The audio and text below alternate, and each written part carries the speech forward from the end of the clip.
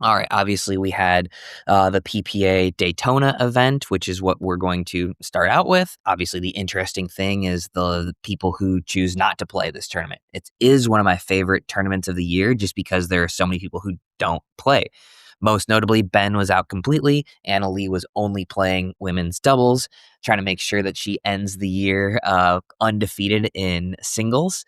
But yeah, this is a notoriously weak tournament, probably the weakest of the entire year. Last year, we had some interesting winners. Caitlin Christian in women's singles with Anna Leigh out. Anna Leigh and Leigh Waters took this one. This is like Leigh's only tournament in forever, and they came back and won. This was CJ's first gold with Andre last year. Jorja mixed it up and took gold with Hayden.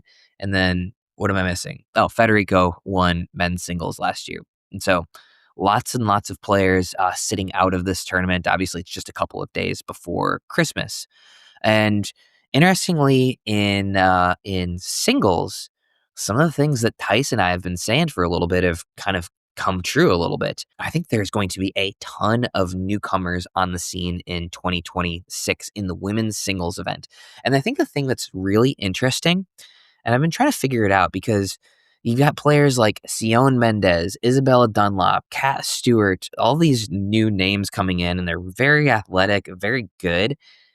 And I'm like, why haven't any of guys transitioned over to pickleball that are at this ranking? Like some of these players are top 200, top 300 currently in the WTA rankings. We haven't seen a guy like that transition over to pickleball previously, right? But we're seeing a couple of these ladies doing it. I think the guys who are 200 in the world are just stubborn, right? They're stubborn and they're not willing to make that switch. I think the ladies are less stubborn. I also think at the WTA, you know, I think those satellite events don't pay quite as well for the ladies as they do the men, but I could be wrong on that. So it is interesting to see that these current pro tennis players are switching over now. And I think this is just gonna be the start of this, right? We've had plenty of, 38-year-old washed up tennis players come and switch over and not take it super, super seriously, but they're good. They're not super serious. Like, there's just no way Donald, Jack Sock, Query, they're not grinding the same way that Kat Stewart is grinding, right? Or Sion Mendez. So these guys are just taking this as a legitimate career swap, whereas guys are like, hey, this is kind of fun to do afterwards. So I think that's something to monitor for 2026. Kat Stewart ended up falling in the finals to Catherine Parento, but a nice run for her. And honestly, Catherine's first gold since TOC of 2023, over 2 years. So that's a nice little comeback for Catherine. Chris Hayworth kind of rolled through the singles draw on the men's side. His only real trouble was with Eric Onsines. And as you guys remember, Eric Onsines took him out a couple of weeks ago in Lakeland after fighting off, I believe, 7 or 8 match points against him. He was up big against Chris this time too. He was up 11 a game and 7-1 or something like that. And Chris brought it all the way back this time. I think match of the weekend was probably the Gabe Joseph versus Rafa Leonard match. Rafa Leonard been kind of quiet since beating Ben Johns over the summer. I think it was at the San Clemente Cup. Beat Ben Johns, made a big splash in that one, and hasn't really done a tremendous amount since. Some decent runs and whatnot. Seeding hasn't been in his favor. Won the Raleigh Challenger a couple weeks ago and then carried that momentum, beat Federico Stocksrud in 3 games, which is pretty impressive.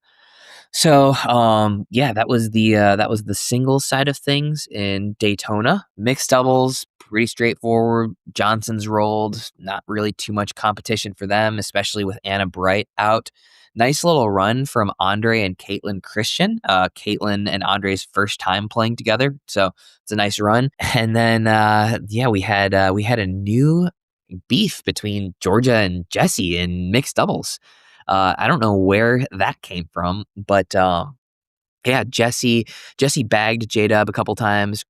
Gabe got J-Dub once, and kind of out of nowhere, it seemed like there was some beat. So Georgia skipped the paddle tap in all 3 games. Game 1, kind of understand. Some people paddle tap, some people don't. It was like a quick thing.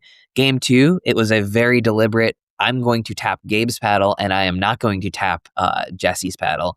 And then game 3, too, at the end of the match, people normally are tapping paddles regardless of what happened, unless something egregious happened. Georgia just walked off. And I find this, Leia pointed this out as well in the commentary. I find this really, really interesting. And I pointed this out. I caught so much shit for it because I said, Georgia has been screaming like crazy lately. She's been getting herself fired up and she's been doing some stare downs. And who else does stare downs? Kate Fahey. Everybody is really, really quick to take a dump on Kate Fahey for doing this stuff. But nobody does it when Georgia does. There is now, I think, a clear double standard with Georgia and Kate Fahey. And, before you say Kate is screaming at people, yes, she is. But so is Georgia now. So I don't know. I find that a little bit interesting. I would love to see the counter argument to this, why it's okay that Georgia's doing this, but it's not for Kate. And frankly, where I stand, I'm fine with both of them doing it. I have no problem with either of them. I think it's good. I think you want people being emotional on the court. I think compare Georgia to JW. Who is more fun to watch? In my opinion, it's Georgia. I love JW, but he's very calm, cool, collected. He does his thing. He plays pickleball, and he plays it at an unbelievable level. I like to see the emotions from players. So I'm coming from the stance of, I like it when Kate does it. I like it when Georgia does it. I like it when anybody does it. But why is Kate being treated differently than Georgia? Or why is Georgia being treated differently than Kate? So I actually don't know the backstory between the Georgia and Jesse new beef here. I don't know if it was an existing beef or what, but found that interesting. Quick message to anyone tired of giving the world's lamest holiday gifts. You know who you are, and no, they do not need another pair of socks or a mug with a funny saying on it. What they need are Maui Nui's ready-to-gift holiday packs. These things look awesome, they taste incredible, and everyone we've ever given them to have gone absolutely nuts over them. They're pre-boxed, they're super clean, high quality, and you literally just have to hand it to someone and say, boom, best in show gift. Am I your best friend now? And right now, buy 4, get a 5th free. You can mix and match however you'd like. Just go to MauiNuiVenison.com/thedink to grab yours. That's MAUINUI venison.com/thedink for your free gift. They ship nationwide, right to your door, ready to gift. No wrapping needed. You'll thank me later. Now, once these gifts that sell out, they're gone. And when you're asked about how you heard about Maui Nui, make sure you mention the Pickle Pod because it really helps support the show. Yeah. I'm not gonna lie,